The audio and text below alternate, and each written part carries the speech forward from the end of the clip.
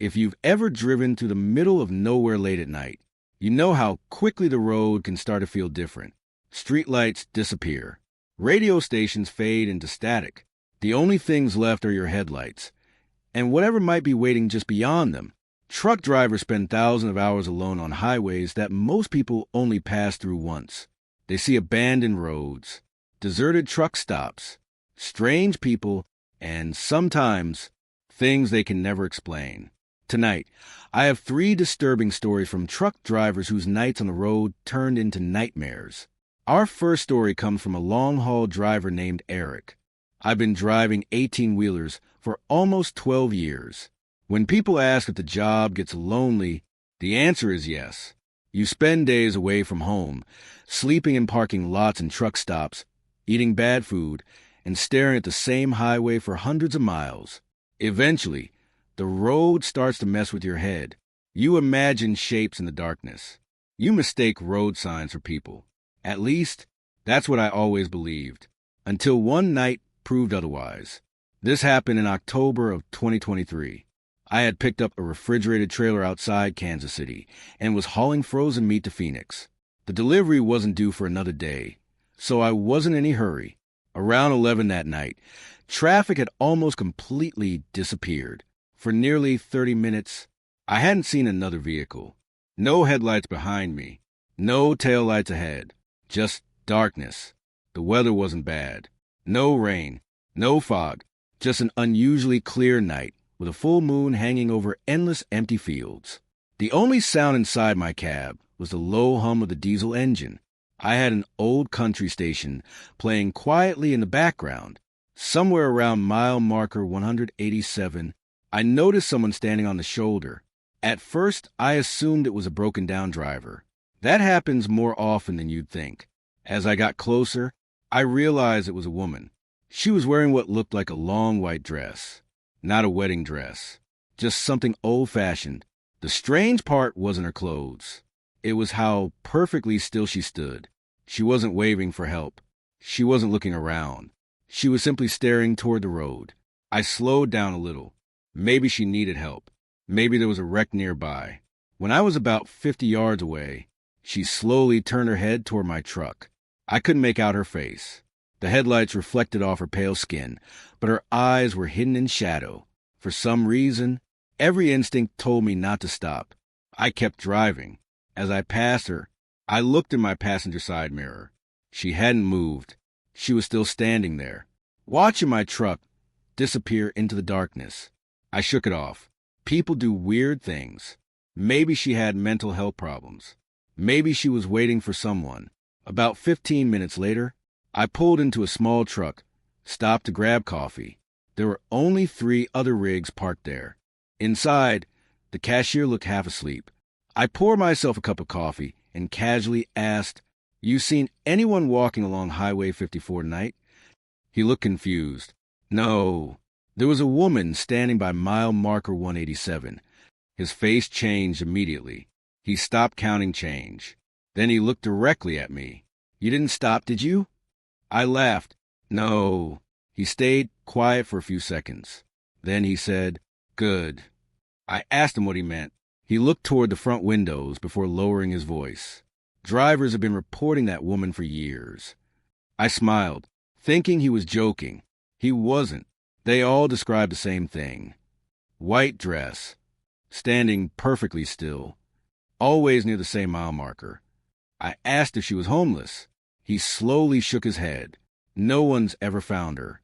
Before I could ask another question, a customer walked in, ending the conversation. I figured it was just another highway ghost story truckers like to tell.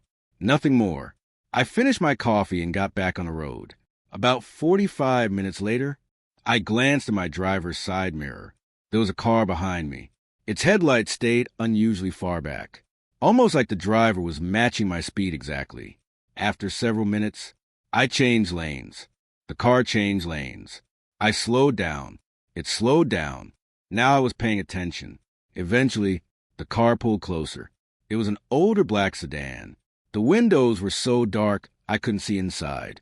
Then, without warning, it accelerated past me. As it passed, I glanced into the driver's seat. No one was there.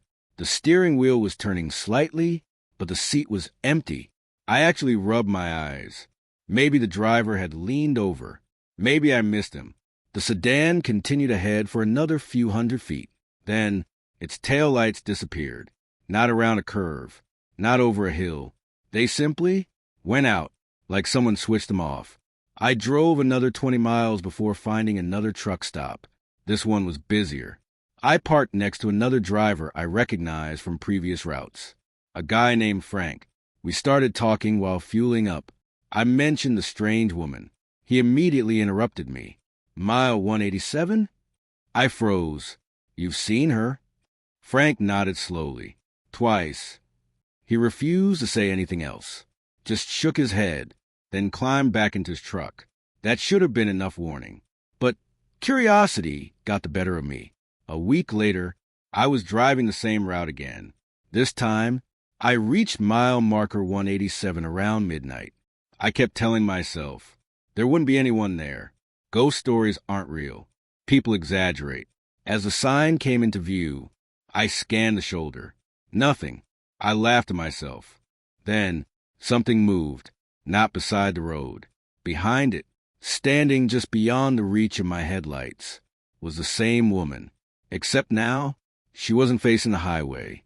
She was facing the field, like she was watching something out there. As I drove past, she slowly turned her head. This time, I saw her face, or at least part of it. The left side looked completely normal. The right side looked crushed, as though she'd been hit by something enormous. I slammed my foot onto the accelerator. My heart was pounding so hard I could hear over the engine. I didn't look back. I didn't stop. I drove nearly 3 hours before finally pulling over. I barely slept that morning. A month later, I searched online for accidents near mile marker 187. One article came up from 1998. A young woman had been killed after stepping out of her broken-down car during the night. A semi-truck never saw her. She died instantly. The article included her name, but not a photograph. I wish I could tell you that was the end of it, but every few months, I still drive that highway. And every single time I pass mile marker 187, my CB radio fills with loud static, the exact same burst, always at the exact same place. No matter the weather, no matter the time. And I never look toward the shoulder anymore, because I'm afraid one night she won't be standing there alone.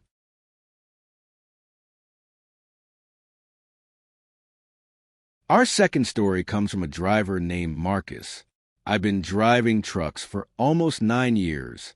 Most people imagine the job as peaceful. Just you, the open road, and long stretches of highway. The truth is, there are nights when being completely alone is the most terrifying feeling in the world. This happened in the winter of 2022. I was hauling a dry van trailer full of box furniture from Tennessee to northern Colorado. It wasn't a difficult run. The roads were mostly clear, and I was making good time. By the second night, I had crossed into western Kansas. Anyone who's driven through that part of the country knows how empty it feels after dark. The towns become farther apart. Gas stations are few and far between. And once the sun goes down, the highway feels endless. Around 9 that evening, I stopped at a large truck stop just outside a small town. It was busy enough that I had to circle twice before finding a parking space. I grabbed dinner, took a shower, and spent about 45 minutes inside. Nothing unusual happened, at least, not that I noticed. Around 11, I got back on the interstate. For the next 2 hours, everything was normal. Then, I heard a loud thump behind me. It sounded like something heavy had fallen inside the trailer. That wasn't unusual. Load shifts sometimes. I made a mental note to inspect it at my next stop. 10 minutes later, another bang. This one was louder. It sounded almost like someone had kicked one of the trailer walls. I looked in both mirrors. Nothing. No flat tires. No damaged doors. Everything looked fine. I turned the radio down. For the next several miles, I heard nothing. Then, 3 slow knocks. Bang, bang, bang. They came from directly behind my seat. My stomach tightened. There was no way furniture could make that kind of sound. It was too deliberate, too evenly spaced. I convinced myself it had to be the road. Maybe something inside was hitting the wall every time I crossed a bump. That's all it was. It had to be. About 30 minutes later, I pulled into a rest area. There wasn't another vehicle in sight, just my truck under a row of old yellow lights. The wind had picked up. It whistled through the empty parking lot. I grabbed my flashlight and walked toward the trailer. The seal on the rear doors was still intact. No signs of forced entry. I unlocked the doors anyway. As soon as they swung open, everything looked normal. Rows of tightly packed boxes stretched the front. Nothing had fallen. Nothing had shifted. I climbed inside and walked the entire length. Every pallet was exactly where it should have been. Feeling stupid, I closed the trailer and got back on the road. Less than 20 minutes later, I heard it again. Bang. This time, it came from above me, like someone had slammed both hands against the roof of the trailer. I actually ducked. Then, silence. My heart was racing. I reached for the CB radio. Anybody eastbound around mile 240? Static. Then a driver's voice came through. I'm about 6 miles behind you. I explained what I'd been hearing. There was a pause. Then he laughed. Probably loose freight. I checked it. You checked the nose of the trailer? The front. Yeah. I walked all the way up. Another pause. You sure? His tone had changed. I think so. He didn't answer for a few seconds. Then he simply said, Don't stop again until you reach a busy truck stop. Before I could ask why, his radio cut to static. That only made me more nervous. About an hour later, I reached one of the biggest truck stops on my route. Bright lights, dozens of parked rigs, people everywhere. I finally felt relieved. I parked near the fuel island and decided to inspect the trailer one more time. This time, I climbed all the way to the front. I shined my flashlight behind the last row of pallets. That's when I noticed something strange. One of the shipping blankets had been moved. It was hanging differently than before. I pulled aside. Behind it was a narrow space between the cargo and the front wall, big enough for someone to hide. Inside that space, I found an empty water bottle, a half-eaten pack of crackers, a dirty hoodie, and a sleeping bag. I just stood there, frozen. Someone had been living inside my trailer. The sleeping bag was still warm. I dropped my flashlight. Whoever had been hiding there couldn't have been gone for long. I jumped out of the trailer. So fast, I nearly twisted my ankle. My first instinct was to call the police. Within minutes, 2 officers arrived. They searched the trailer. Nothing. They searched underneath it. Nothing. Then one officer asked, When was the last time you left your truck unattended? I told him about the truck stop in Kansas. He nodded. It happens more than people realize. He explained that people sometimes sneak into unlocked trailers while drivers are inside eating or showering. Most are trying to hitch a ride across state lines. Some steal cargo. Others are running from something. The officers searched the security cameras. About an hour later, one of them came back. He asked me to watch the footage.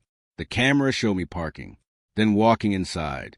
10 minutes later, a man wearing a dark hooded jacket appeared from between 2 parked trailers. He looked around carefully, then walked straight to my trailer. He opened the rear doors, climbed inside, and disappeared.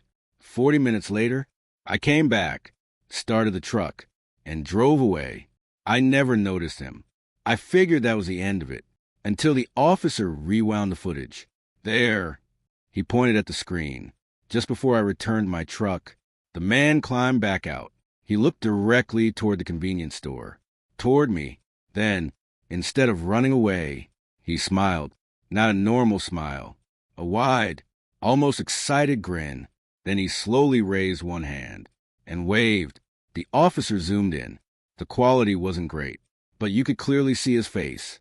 He wasn't looking at the camera. He wasn't looking at anyone else. He was waving at me, even though I was still inside the building and couldn't possibly see him. The police searched the area for hours. They never found him. A week later, I was talking to another driver about what had happened. Before I even finished the story, He interrupted me. You stopped outside, Hayes, didn't you? I nodded. He sighed. Same thing happened to my cousin. Except they caught the guy. I asked what happened. He looked uncomfortable.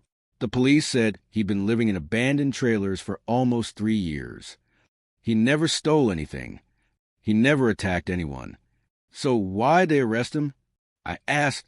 The driver shook his head. They didn't, because when they got there, he'd been dead for 2 days. I laughed nervously. That's impossible. So was the security footage. I never got to see that footage. Maybe the other driver was just trying to scare me. Maybe it was another truck stop legend.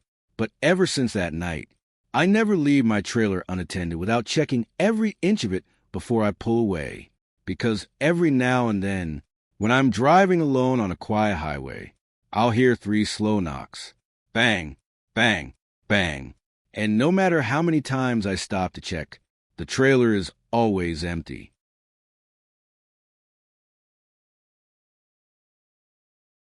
Our final story comes from a driver named Daniel. Out of everything that's happened to me during 14 years on the road, this is the one story I never tell at truck stops anymore. Because every time I do, someone else says they've heard the same voice. It happened in the summer of 2021. I had picked up a load of bottled water in New Mexico and was headed east through the Texas Panhandle. It was supposed to be an easy overnight drive. The weather was clear. The roads were dry. Traffic was almost non-existent. Around 1:30 in the morning, I had been driving for nearly 3 hours without seeing another truck. The only sounds inside the cab were the engine and the occasional burst of static from my CB radio. Most truckers keep their radios on channel 19. Even if nobody's talking, it's comforting. If something happens, someone is usually listening. That night, the radio stayed completely silent. Then, a man's voice suddenly crackled through the speaker. Blue Freightliner headed east. I looked around. That was me. My truck was a blue Freightliner. You got a problem with your passenger side trailer tire. I checked my mirrors. Everything looked fine. Still, I thanked the driver. Appreciate it. Where you at? No answer. Just static. I slowed down anyway. At the next rest area, I climbed out with my flashlight. Every tire was perfectly fine. No leaks. No damage. I figured someone had mistaken me for another truck. I got back on the road. About 20 minutes later, the radio came alive again. You're passing the old grain elevator now. I looked ahead. Sure enough, an abandoned grain elevator stood beside the highway. The voice continued. Don't stop tonight. A chill ran down my spine. I grabbed the microphone. Who is this? Silence. Then a burst of static. So loud, I had to pull the speaker away from my ear. After that, nothing. I drove another 40 miles before fatigue started catching up with me. I saw a small truck stop just off the highway. Only 6 or 7 trucks were parked there. I remember what the voice had said. Don't stop tonight. I actually laughed at myself. I wasn't about to let some stranger on a CB radio decide where I slept. I pulled into a parking spot near the back. Something immediately fell off. None of the trucks had their engines running. No drivers were outside. The fuel pumps were empty. Even the convenience store looked dark. Only one light was on above the entrance. I checked the time. 2:47 a.m. The place shouldn't have been this quiet. I stepped out of my truck. The air felt strangely still. No wind. No insects. Nothing. As I walked toward the building, I realized I couldn't hear the highway anymore. It was less than 200 yards away. Yet, somehow, it sounded like the traffic had completely disappeared. The front door was unlocked. Inside, the lights were on. The shelves were stocked. Coffee machines were still warm. But there wasn't a single person inside. No cashier. No customers. No music. Just silence. Hello. My voice echoed through the store. No response. I checked behind the counter. Empty. The office door stood open. Nobody. A fresh cup of coffee sat beside the register. Steam was still rising from it. Someone had been there moments ago. Then, My CB radio crackled from inside the truck. I could hear it through the open door. The voice again, much louder this time. "Get back in your truck." I didn't even think. I ran. As I reached my cab, I noticed something that made me stop cold. Every truck in the parking lot was empty. Their drivers' doors were open. Some still had interior lights glowing. One truck even had a television playing inside the sleeper. It was as if every driver had stepped out at exactly the same moment and never come back. I climbed into my seat and locked the doors. The radio hissed with static. Then the voice spoke one last time. "Don't look in your mirror." Every nerve in my body told me to listen. So naturally, I looked. The driver's side mirror reflected the rows of parked trucks behind me. At first, nothing seemed unusual. Then, between two trailers, someone stepped out. A man, tall, thin, wearing dark coveralls. His face was impossible to make out. He wasn't walking. He was just standing there, watching me. Then another figure appeared. Then another, and another. Within seconds, there were dozens of them, standing perfectly still between the trucks. None of them moved. None of them blinked. They were all facing my cab. I threw the truck into gear and floored it. As I sped toward the exit, the figures never chased me. They simply watched. The moment I reached the highway, the sounds of traffic returned. Cars, wind, tire noise. Everything felt normal again. I drove until sunrise without stopping. Around 8 that morning, I called my dispatcher and told him what had happened. He was quiet for a moment. Then he asked, "What truck stop?" I gave him the name from the sign. There was another long pause. Finally, he said, "Daniel, that truck stop closed almost 5 years ago." I thought he was joking. It couldn't have. I was just there. "No," he replied. "It burned down." I hung up and searched it online during my next stop. He was right. There were articles about a fire that destroyed the building in 2016. Several truck drivers had been parked there that night. According to the reports, 5 people died. The property had been abandoned ever since. There were photographs. The building was nothing but a blackened shell. The fuel pumps were gone. The parking lot was overgrown with weeds. I stared at the pictures for several minutes. There was no way I had imagined it. I remembered the warm coffee, the lights, the open trucks, the voice on the radio. A month later, I drove the same route again. As I approached the area, I slowed down. The burned remains of the truck stop were exactly where they should have been. Charred beams, collapsed roof, rusted fuel pumps. No sign that anyone had been there for years. I kept driving. Just as I passed it, the CB radio crackled. The same voice spoke one final sentence. Calm, clear, as if he were sitting in the passenger seat beside me. "I told you not to stop." I slammed the radio off. It stayed off for the rest of the trip. But that wasn't the end. Every year, when I drive through that stretch of highway, at exactly the same mile marker, my CB radio turns itself on. Always to channel 19. Always for just a few seconds. And every single time, before the static fades away, I hear the same calm voice. "Keep driving." Those were 3 disturbing true truck driver horror stories from the road. Whether these encounters were unexplained, the work of dangerous people, or something far darker, one thing is certain. The loneliest roads in America have stories that never make the news. Which story scared you the most? Let me know in the comments below. If you enjoyed these stories, be sure to subscribe and turn on notifications for more true horror stories every week. Until next time, drive safe, and whatever you do, don't answer every voice you hear in the dark.